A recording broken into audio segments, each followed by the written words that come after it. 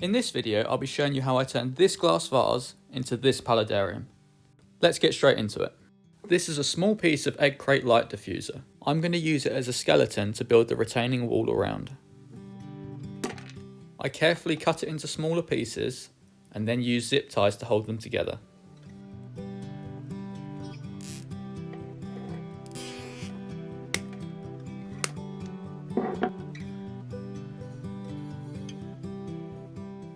To build the retaining wall, I'm going to be using lava rock.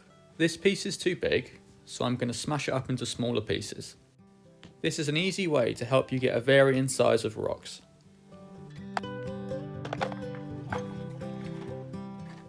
Before attaching any, I try a few different combinations and get a general idea of what I want to make. To attach them to the egg crate, I'm going to be using super glue and tissue. This creates a strong bond that is also safe to use in a live terrarium. To build the wall, it was a case of working piece by piece to find the right rocks for the right place.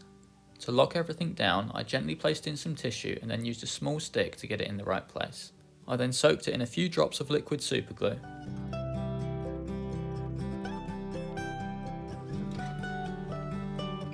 Here's the finished wall.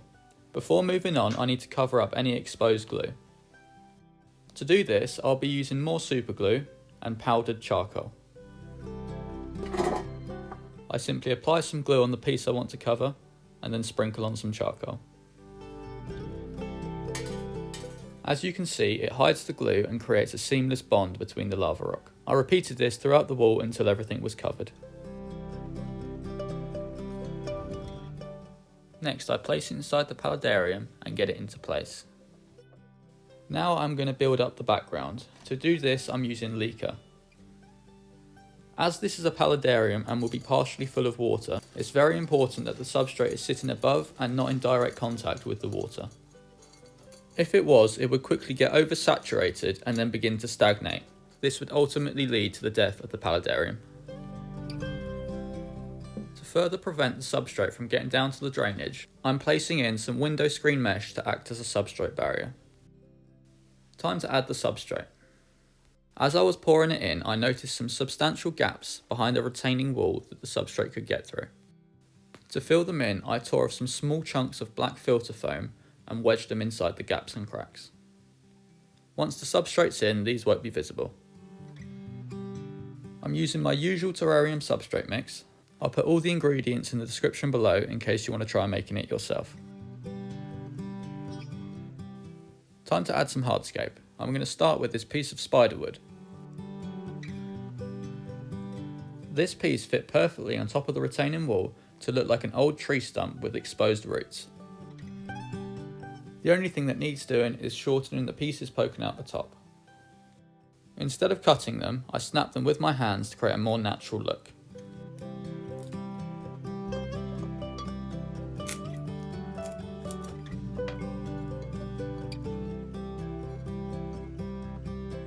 I then added some more pieces of black lava rock to add a little more detail and interest. The result is an extremely simple hardscape that leaves plenty of room for the plants. I'm starting off with cushion moss. This is an extremely easy moss to grow and it's a nice vibrant green which will contrast the black lava rocks nicely. I trim the moss down into more manageable sizes and then use some tweezers to gently plant them inside the terrarium. If you plan on making something like this yourself, you can use some moss that you have easier access to. For example, I often use some moss from my back garden in terrariums and it grows great. Next, I'm planting this Peperomia species. Using a wooden stick, I gently make a hole through the moss and down into the substrate. This makes planting much easier. I didn't like the way one of the leaves was sitting, so I decided to trim it off. I won't be throwing this away, as I can propagate it and grow a completely new plant. If you'd like to see a video about terrarium plant propagation, let me know in the comments below.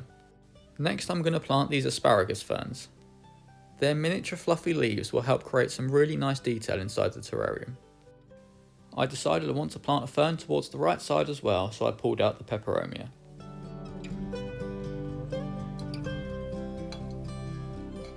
I then replanted the Peperomia in this space here. I followed the same process as before to do this. Next I added some small Pilea Glauca cuttings. The stems can be placed on top of or inside the moss and they'll root themselves in no time. Next I'm planting some Hydrocotyle cuttings. This is a beautiful miniature climbing plant that will grow extremely fast in humid setups such as this one. I then used some more chunks of moss to plug in any holes around the scape.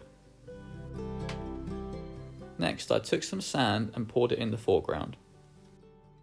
I noticed most of it was going underneath and behind the rocks, so I took some more black filter foam and plugged in the holes.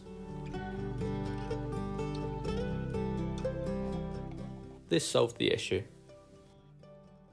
I then took the back of some tweezers and used it to gently spread out the sand. To add a little more detail in the foreground, I placed in some small black lava rocks. I then went on to give everything a light spray down before filling up the water feature.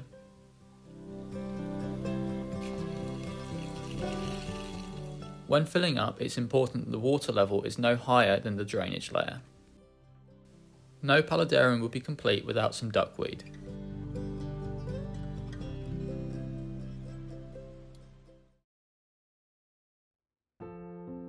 One week on and everything has settled in nicely. As you can see on the spiderwood, there is some slight mould, which is normal, and I should mention I added some springtails to this setup which will help clear that up. If you enjoyed this video, you're definitely going to enjoy this one, where I show you how I made a breathtaking nano cube terrarium.